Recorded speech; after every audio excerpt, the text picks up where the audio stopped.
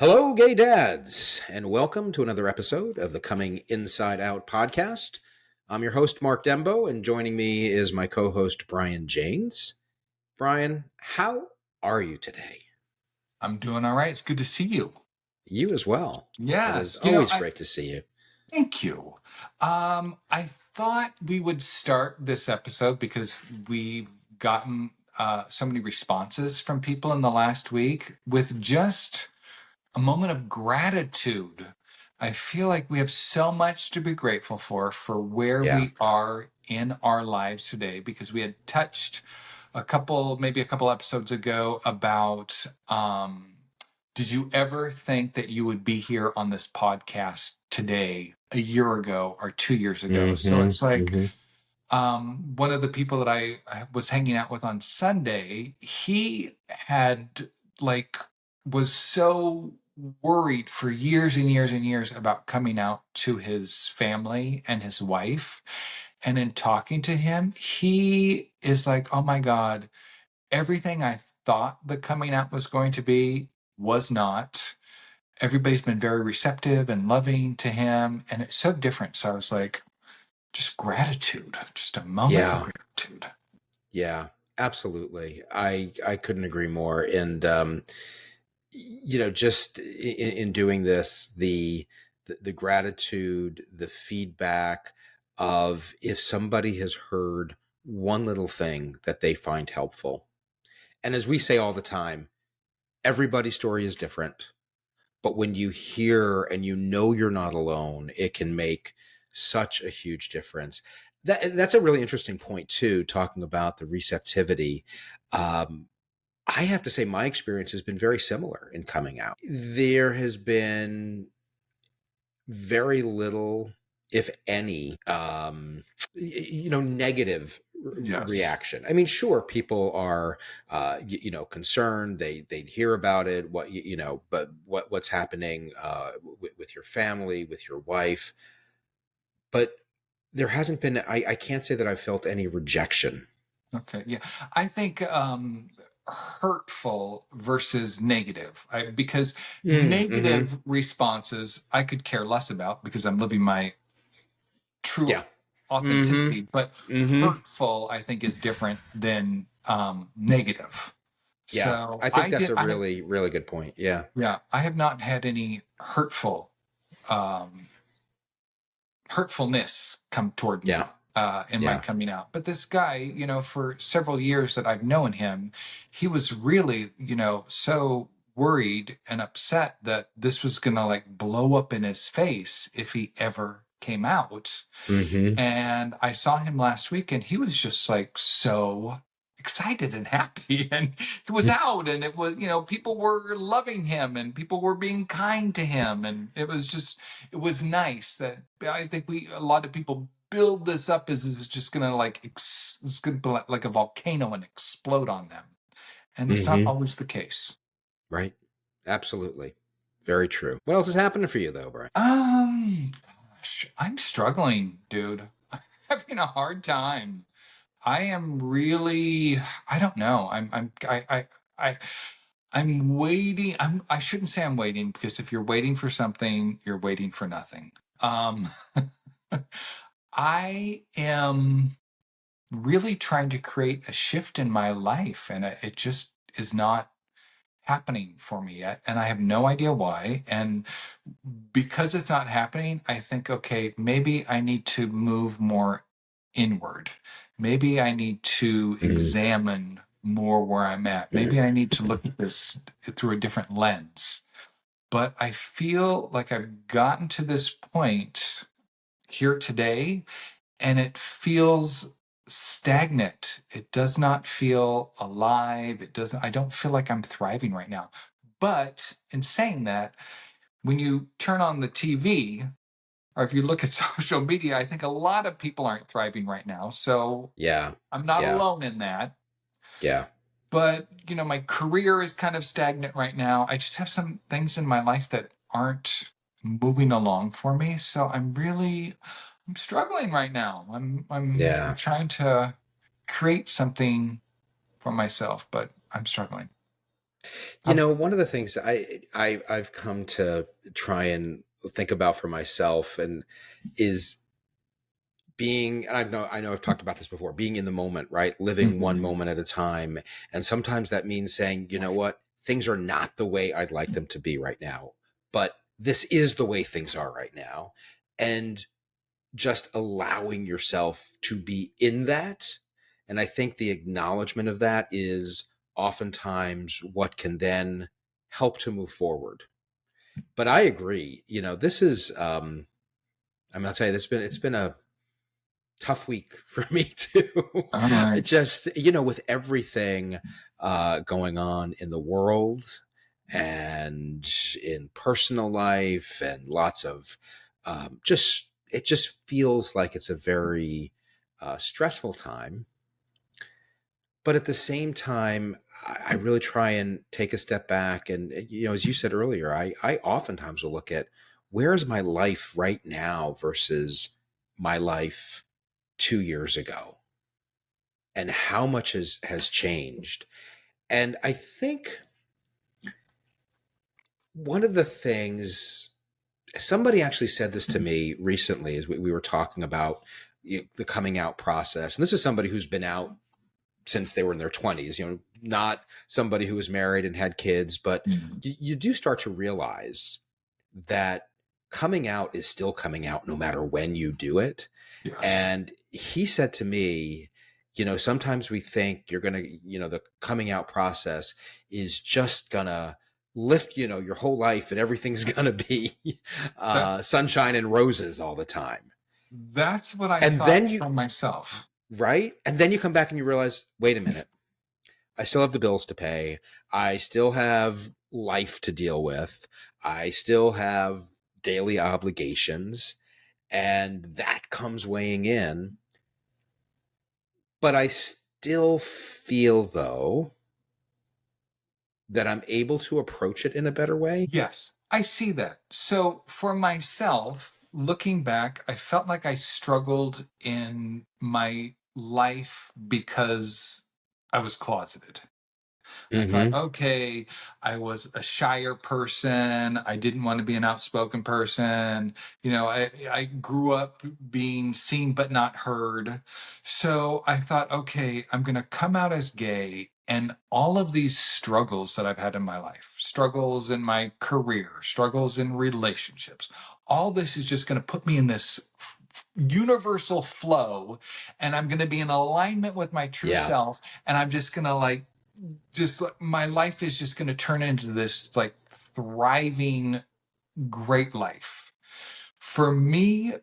I came out, which has been the most amazing experience for me, but my life and my world has gotten smaller and smaller and smaller, because it's hard for me to have superficial conversations with people. So I kind of like let people that were superficial in my life drop off. So conversations I have with people today now have a lot of meaning, behind them. But I don't know. I wish I was thriving more than I am. Yeah. Um, I, yeah, I'll leave it at that. So, but as smaller, when you say smaller, do you mean that in a negative way I do. or? I do. I do. I feel that, for myself, in order to heal, I had to pull myself back because I've shared before, I didn't know who I was. So if I just came out and like jumped into bed with somebody or just started dating, I would have never known who I was. So I needed to kind of like pull myself back to say, okay, who is Brian? Mm-hmm. What do I like, rather than the conditioned Brian, who's the true Brian? So I had to Yeah. kind of like figure that out for myself. In that process, I retreated. I kind of went inward. And maybe I went too deep. I don't know, but I'm having a hard time coming out of this. Hmm. It's been difficult. Well, let's find some ways to lift you up. I know. Thank you. Well, this Yeah. podcast, I love this podcast. I mean, this is a passion project for me. this is a total feel good project for me. So I love the Absolutely. podcast. I couldn't agree more. Yeah. And yeah, it's one of the highlights of my week when we get to spend this time together. It Yes. really is. It really Yes. is. So along those lines, and I think some of the things that we've been talking about over the past few weeks, I came across.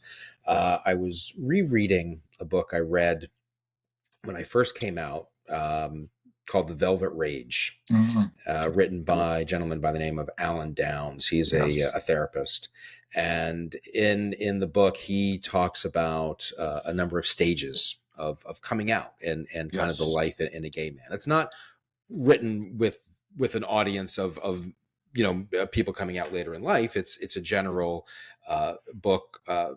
Kind of focusing on the gay man because it is focused on men, and the first time I read it, I was like, well, I don't feel like this really applies to me. A lot didn't resonate. And as I was kind of unpeeling some of the layers of my own background and kind of trying to also hone in, as you were talking about, like, who am I, right? Who's Mark now as a gay man? And my therapist said to me, go back and reread The Velvet Rage. And I did go back and reread it. And there's a quote that jumped out at me. Um, he says, the problem wasn't that we were gay. It was that we believed being gay made us unlovable. Okay. And that just really Did you feel struck me. unlovable? Did you feel unlovable when you were in the closet? Well, you know what it is, as I've unpacked that? I feel for myself and from what I've seen in so many others, it's it's how it manifests itself. And I think a lot of it is there's a tendency, and I know I've been guilty of this and probably am still guilty of it in some ways, of being a people pleaser, of doing what's expected because you're afraid if you don't, you won't be loved. Is this with your family or this is with everybody? I think it depends on the circumstances. If I look back, probably some of it was rooted in family early on, right? Your parents, how are you going to be perceived? Will you be loved? Will you not be loved? If you don't do certain things, or if you do certain things, you won't be loved. If they know I'm gay, I won't be loved. So I have to do what's expected. I have to show up in a certain way. And it Okay. just really struck me. So with that quote, when you say believed being gay made you unlovable, was the unlovable you not loving yourself more than your thoughts of other people not loving you? Was the unlovableness coming from you? That's a great question. Probably. Yeah. Yeah, More than sure. anything, more than Sure. anything. Yeah. Yeah.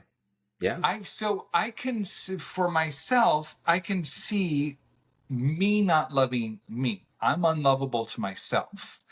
I wasn't worried about being unlovable to other people.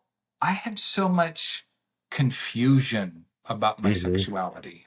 Mm-hmm. So it was less about feeling worried about being unloved by other people. It was more about the confusion and the internal conflict I had with myself. That's that was my struggle versus not being Yeah. loved by other people. Yeah. I can definitely relate to that. I think though it manifests itself. Mm. If you believe something internally, Yeah, how that's does true. that then show up externally? Absolutely. Yes, 100%. Yeah. Thoughts become things. That's it, exactly. And sometimes I found too, even talking about how you're feeling right now, sometimes just the being able to name something. That's kind of the first step to heal it. If you can't name it and say, this is what I'm feeling, this is what it is, it's very hard to move forward. Yes, that's kind of where I'm at right now. It's like I feel like I'm an intelligent person. I feel like I do a lot of work on myself. I've I've have better relationships with my kids. I mean, I have so much richness in my life. But where I sit today, I think, how the fuck did I get here? How Mhm. the fuck did I get in this little tiny small dark space in my life when I've done so much work on myself? It's like, I don't understand it. And I don't want to beat up on myself, but it's like, I didn't come out and go through all of this to not live a bigger life than I'm living right now. And I Yeah. don't know how to get from where I'm at today to where I want to be. I feel fucking lost. What's the one what's one step you can take? What's Mhm. one thing you can do, right? It's a journey. Yes, I know. It's you're not going to get from here to there without Crying about it. one step. Sometimes that's what you got to do. That's what you got to do sometimes. Yeah. Yeah. Oh, that's true. Yes. All right. Well, that's a good quote. I read that book also. I read that book in 2020. My therapist also. It was the very first book that I bought. And I kind of spent that summer of 2020 during COVID at the beach. And I read that book Yeah. probably 3 times cover to cover. Yeah. So, yeah, Yeah, and it's it's a worth good going book. back. Yeah, I as I've reread it, so much more of it resonates. And it's the kind of book where I could see, you know what? I'll go back to it again and again and again because it Yes. does help serve as reminders, and each time you're coming at it from a different point in life, a different point in the journey. And Yes. for any of our listeners, we'd love to hear. Are there books that you've read or resources that you've come across that have been really helpful? Because we'd love to be able to share those and talk about those. So please share with us at cominginsideout@gmail.com, Yeah. And and we'll continue to share those. you and I were talking earlier, we're going to kind of not dedicate an entire episode, but we've gotten a lot of responses from people, emails, comments over social media that we're going to have one of these episodes. We're going to read some of those Yeah, comments, kind of go over them. So if anybody absolutely wants to write in, we're going to be reading that and just kind of getting another yeah, person's perspective also, because some of our listeners have said, hey, bring a guest on. And we actually have a list of guests, and we tested yes, the we do. equipment today. So we know it Yep. works. So that's So coming in the very near future. stay tuned. Stay tuned. Yes, we Yes. are excited to be doing that. Keep expanding the ways we can bring information and good discussion to everybody. Yeah. Be of service to our community. So, Brian, I think, and I'm looking at our notes that we keep for our discussion points here, and I think you had added this item around continuing the journey of starting a new life and missing pieces of the old life. Mm, yes. So I think along these same lines of what I just talked to you about of where I'm at in my life, I was at a gay fathers, my event that I went to that I told you guys about last week, last Sunday, talking to a couple of guys there, and I was talking about my ex, and someone said to me, "Oh, um, do you love your ex-wife, or are you still in love with your ex-wife? Because that's a big difference." And I said, "Oh, Mm-hmm. absolutely. You're absolutely right. Do I love her versus am I in love with her?" It was it kind of like shook me a little bit because I love my ex-wife. She and I spent 30 years together. We were best friends in high school. I love her. Mm-hmm. My body feels this comfortableness around her. My body kind of feels like it loves her because we haven't spent a whole lot of time together. We see each other at family events, but there's a lot of people there. So it's not like she and I are sitting there having conversations with each other. Right. But a couple of months ago, she and I got in the car to drive 4 hours to go see my younger son, who's in the military. and we were going to go see him, and we agreed, let's just drive there together and we'll drive home together. So we spent like almost 10 hours in the car together. And I talk about not feeling alive where I'm at in this moment. My body felt so alive being in the car with her because I was a husband again. I was a father again. I Yeah. had pulled the car up next to the curb. She ran in and got Starbucks coffees for us, and I was sitting outside waiting for her. And it was just like something we used to do when we were a family. And it's like, Yeah. those that's over, and I get that that's over. That ship has sailed. We're not that couple anymore. And as much as I know that, when I was in the car, my body didn't know that. My body was vibrating off of her body. My body was just excited, and it just brought back these feelings of, I don't know, just feeling a part of my family, being Hmm. a part of her. So I'll stop with that. But Yeah. that's So why I put that down. how did she feel We didn't talk about during it. that time? We didn't Okay. talk about it. Okay. Fair enough. We talked about the How, boys. We talked how about the kids, and yeah. How did so follow up question to that? You had this feeling while you were together, yeah, and it made kind of that aliveness, if you will. How did you feel after? Was it like depressed. I a felt letdown? It depressed. was a yeah, I yeah, felt yeah. depressed. So that's a really interesting point, and we're at a little bit different stages, right, on our journey. As I've shared, I'm in the process of the actual separation, um, and similar. My wife and I have been together for 30+ years. I've often said to her, there is nobody in the world that knows me better than than Hmm. than she does. We are still very close, and our intent is to remain close.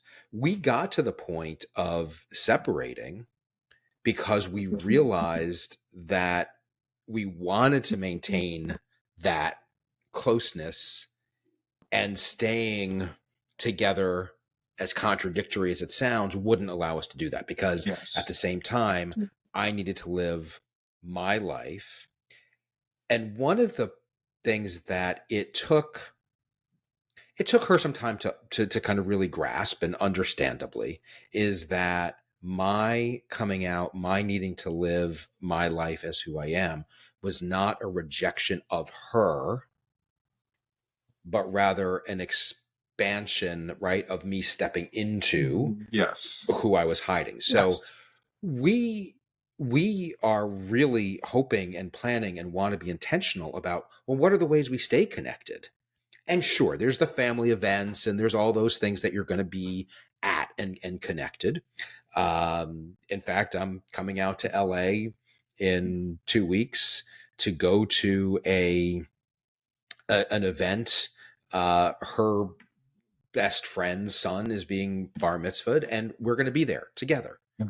And You're we going to want be to be there traveling together. together. You're going to be traveling together as a separated couple at that time, though. You guys will have Yeah. moved apart from each Yes, other. but we'll be together there. Yeah. Yeah. But we've talked about, I mean, we still go out to dinner together. We'll go to the movies together. We've talked about even being in separate places. It's like, you'll come over for dinner. We'll get together. We'll do things. Um, With and your kids, or just the two of you? both, Oh, both. That's um, so. Listen, again, everybody's situation is different. I don't lose sight of the fact that I'm very lucky in the sense that we've been able to maintain that bond. But I think, to your point about kind of feeling that aliveness, I realized that, yeah, she's still a big part of me, and I'm still a big part of her.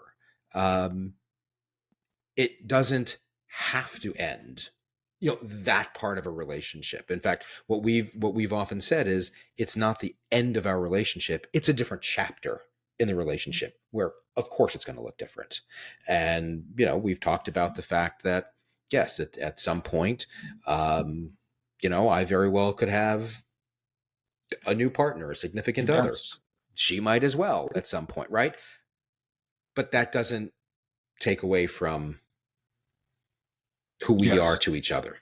It's a very mature way of separating. When my wife and I separated, she had asked for the divorce. I have said this before. I wasn't out. Yeah. It wasn't even a thought in my head. So I was the hurt party during our separation and Mm-hmm. divorce. I was the one who was like, not, I don't know. I don't know how well you'll resonate with this or not, but I spent 30 years with my wife secretly sacrificing myself. No one asked me Mm-hmm. to. It wasn't a condition of anything, but I secretively denied who I was so that I could be something for somebody else. So that I could be a husband, so that I could be a father, so I could be this other person. Yeah. Nobody knew about this secret sacrifice other than me. And when I was told at age 49 years old, I'm in love with you, I'm no longer in love with you, this doesn't work for me, I want a divorce, I thought, oh my God, if only this person knew what I was secretly sacrificing my entire life. And I was very angry with her. I felt so rejected. I was like, okay, this life that I wanted, this life that I was striving for, it's now over. And it was like, why did I spend my entire life denying who I was, telling myself I Yeah. wasn't this person, and just like morphing into somebody I wasn't for somebody else who never asked me to? If she hadn't asked you for the divorce, do you think you would have come out? No, I'd still be married. I would not have come out. Hmm. Wasn't a thought in my head. For so long, I thought something was wrong with me. I thought there was something wrong with me. It wasn't like I was in my 20s and I was like, "Oh, I'm a closeted gay man. Oh, I'm fooling the world. Oh, I'm pulling the wool over everybody's eyes because I'm such a good pretender." Up until the age of 47, I was like, what the fuck is wrong with you, Brian? You're a married man, you have a wife, you have kids. This is your life. Where are all these fucking confusing thoughts and feelings coming from? When are these going to go away? When am I going to outgrow these thoughts in my head? I literally thought at some point in time in my life, I was going to get married and these thoughts are going to go away. I was going to have kids and these thoughts were going to go away. I was going to like excel in my career and these thoughts were going to go away. Oh, I'm going to buy a bigger house and these thoughts are going to go away. I was running from them Yeah. for Yeah. 30 years. Yeah. But that's interesting. Going back to the Velvet Rage, one of the points, one of the things that he talks about is there is this tendency, and you have to be careful because you never want to, doesn't nothing ever applies to everybody, right? But there Yes. is a preponderance if you look across the gay community, however you want to define that, chasing something external, looking for validation that we're okay. Yes. And it's not only when we're in the closet, it's even being out, still looking for that. And kind of, it's like always looking for, okay, if I get this, then it's all going to be okay. If I get this, it's all going to be okay. And sometimes we just, how do we just get to the point to say, this is who I am? I have nothing to be ashamed of. I'm good just as who I am. And Yeah. that's hard. That can be really hard, especially it's hard for anybody coming out, I think, even in today's world, although obviously we all know how much the climate has changed towards the LGBTQ plus community over the past several months. Um, but even with today's generation where it's easier to come out, it's still hard. And then you compound that with those of us that have lived a life living a certain way. It's so much harder. And that shame and that guilt and that, oh, wait a minute, right? I have all this. Who am I to feel that way? That's Yeah. real. That's Yeah. real. Yeah. I'm going to go back to what you had said about the unlovable in the quote that you had read. Never in my life, up until the last few years, have I ever told myself, Brian, I love you. Mm, I spend so much time walking my dog, telling myself, Brian, I love you. Brian, I'm so proud of you. yeah. Brian, good job. I praise myself for where I am today. I would have never done that in the past. I would have never Yeah. told myself I was proud of myself. I would have never told myself that I love myself. One of the blessings of coming out is being able to be not authentic with just other people, but authentic with myself and just Yeah. really love and appreciate me for the first time in my life. And you should. And Yeah, you should. That's so important, right? I think we don't do that enough. And we all are. It can be very easy to be way too hard on ourselves and holding up to, and I think it comes back to, right, we live these lives of what's expected of us and how we need to be for other people, and at the expense of ourselves. And we need to be able to say, I am lovable, I love myself. And we need to be able to go easy on ourselves, yes, right? I agree. I Have totally some agree. grace for yourself. Yes. Yeah. Not easy No. always, Yeah. but it's key. And sometimes again, it's just that reminding yourself, being able to say that, to have that affirmation, if you will. I Yeah. agree with that. Yeah. And allow yourself some fun. Yes. Absolutely. Even in Uh, the midst of the stress and the craziness and everything else. Yeah. What else you got today? so I'm going to segue. We talked about someone wrote in actually, and we'll read that. I'm not going to read the email, but somebody wrote in and they kind of, well, a couple of people wrote in and gave us their opinions or thoughts about dating, the gay culture, the gay community, the apps, and all that kind of stuff. But I was on Facebook the other day looking at a site, and they had posted some photos of one of the events they had. And I was like, oh my God, this guy in one of these photos was just like gorgeous. And I was like, oh, who is he? So I Oh, kind of I was went down me. a, You were yes, looking at my photo. exactly. I went down this little rabbit hole of like, okay, who is this guy? And I went on and I found who he was, and I clicked on his profile because I wanted to just see who he was. You know, if you're on Facebook, you can go about Yeah. this person. And I clicked on it. And when I was married and on Facebook, I was married. There was a little logo or a little icon that you click Yeah. on and you're married. And then when my wife and I divorced, I didn't say divorced or whatever. I just removed that as Mm-hmm. a Mm-hmm. visible field. I Yeah. didn't need to announce to the world that I was Right. single. So I just removed that as a field. This person on Facebook, now there is a field for I'm in an open relationship with, and you can tag the person. On Facebook. On And an open Facebook. I mean, because I know you can tag, like, if you're in a relationship with somebody, but in an open relationship. You're in an open relationship. That's exactly what it says. Because, there's widow, there's single, Yeah. there's divorce, there's married. Interesting. There's actually a tab in an open relationship with. And it's like, Interesting. here we go again with these open relationships Yeah. and Yeah. how they work or Yeah. how they don't work. That's, Uh, and I know we've talked a little bit, I think, about, about open relationships. They can be hard. They can be I hard, think some, but yes.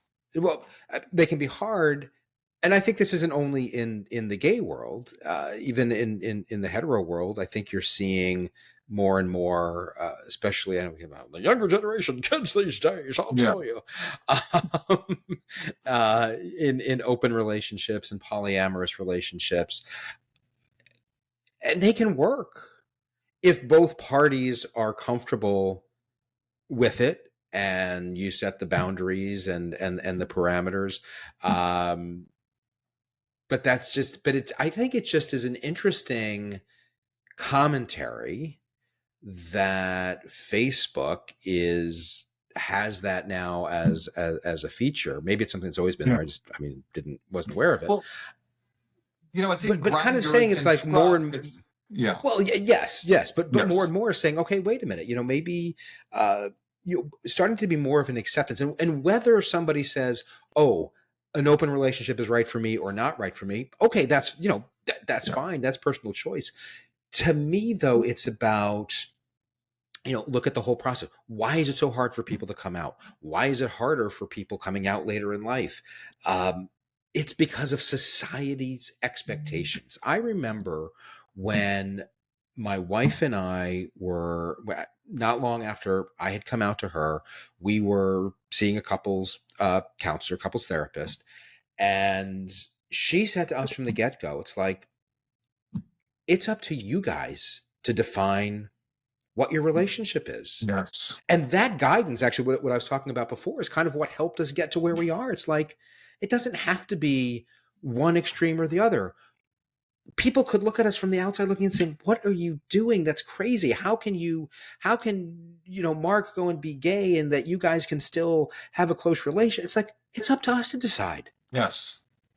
As a heterosexual couple, if you were having sex with women and she was having sex with men, you're called a swinger, Right, right? right, right. You're a swinger. Regardless of what type of open relationship you have, either a gay or heterosexual open relationship, it requires, from what I was reading, the relationship to be a lot healthier Sure. than Oh, a yeah. just normal relationship. And Absolutely. when you look at relationships today versus relationships that were formed in the 70s, 80s, or 90s, where we worked on our relationships, where we had conflict resolution, and when our marriages lasted 20 and 30 years, versus today, you see an increase in divorce and shorter term marriages. I don't know, because of social media, because of technology or whatever, people just being detached from one another. Well, It just really takes a lot more. I don't know. That's interesting though, because I actually even to think back, in the 70s and in the 80s, divorce rates were very high, and I think a lot of that, especially like when in the 70s, divorce rates really skyrocketed, and a lot of that had to do with I think the rise of women's rights and women's equality, right? Of a lot of women saying, "I'm not going to live this way anymore." Mhm. So I don't know. That's a really interesting point, and I don't know the research off the top of my head, so I don't want to claim I know something I don't. No. But I wonder how many relationships. I mean, even if I look at like my parents' generation and people that stayed together because it's what was expected, even if you were miserable, Yeah. you My stayed parents are in still it. together. My Yeah, parents are still together. yeah, Yeah. mine are too. Mine are too. Yeah. Absolutely. But it is interesting. I mean, I think you're just seeing a lot more openness, pardon the pun, to different types of relationships these days. Again, gay, hetero, whatever, across the spectrum. Just more of an openness to So different relationships. an open relationship, because I don't know, I'm not in one, but an open relationship isn't it primarily just for sex? It's an open relationship, Well, not for there's intimacy, but for there sex. can be a lot of different iterations of what that means. I mean, yes, there can be open relationship where it's the couple says, "Hey, our relationship is primary," and I mean, if you look at a lot of open gay relationships, it might be yes, our relationship is the primary in terms of who we are to each other, but we're going to play on the side. And sometimes that can be we're open, but we're only going to play together. We'll bring in a third, or there's guidelines. It's like, and that I think really depends on the couple and how they define it. But the key to any relationship like that to work is it's got to be, you have to start from the point of a trusting Yes. relationship where you're able to communicate. What are the guidelines? What are the boundaries? What do we do? What do we don't do? What do we communicate with each other? And it's complicated. And then there are relationships. If you look at what would be called polyamorous relationships, Hmm. and that's coming from the place of saying it is possible to love more than one person. So that's where you get, thruples, Yeah. where everybody's in a relationship together. And Yes. then there's also within, I've seen this in mixed orientation marriages, where a couple, um, you know, presumably, let's say, man and woman, guy comes out as gay, but the couple decides they want to stay in relationship. They'll open up the relationship, and it's kind of what's called a closed loop relationship. So the guy may have one male partner, still stays married and to his wife, but they all know each other, and it kind of becomes part of an extended family. So there's a lot of different ways that you can look at what is an open relationship. And I Yes. come back to, it's like, well, however people want to define it, and Yeah. what works for them. I agree. What works for you? I'm a monogamous person. I felt like I had a trust with my wife. She and I developed this intimate bond with each other. I mean, it grew over a Yeah, 30-year period. sure. I just don't know. I don't know. I obviously had one massive secret, but other than that, I was an Mm. open book Yeah, with her. yeah. So I don't know. I struggle with And but that's the whole point, Brian, right? It's like there isn't one there isn't one right way. It's like it's and to me, that is where I think the barriers in our society are still very much up, because it's this expectation that there is only one way, that it Mhm. must be a Yeah. monogamous, and in most cases hetero relationship. But if monogamy is the right path for you, it's like Yes. there's no right or wrong way, and it's about how do we allow these different things to exist and just say, do what is right for you. Yes. If it's not Yes. harming other people, live and let live, as they say, Yes. right? Amen. Live Exactly. and let live. Yes. God. Yes. Yeah. Can't agree more than that. Yeah. That's yes. Well, I'm going to bring up one more thing because I went down this thing with the I'm in an open relationship with, and I was doing some research online, and I had shared with you that I met this guy online, and he wanted to like drive from several Yeah. hours away, and just Yeah. like had this Mm-hmm. intenseness with me, this immediate intensement with me in emails and just this whole thing. And I was like, oh, it just feels like creepy, too much, too soon, too quick. It's like, take things slow, let things come organically. There's actually a term, it's called love bombing. It's when Mm. somebody in a matter of just a couple of text exchanges, it's like they turn on super hot and heavy and you're gorgeous and I love you and no, it's like they fall in love so quickly. Well, So but Brian, you are lovable. beware of somebody love bombing on you.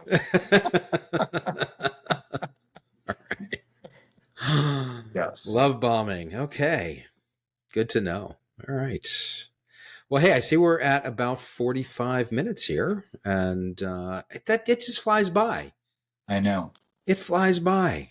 Hopefully, it flies by for the listeners too. I was going to say the same thing, right?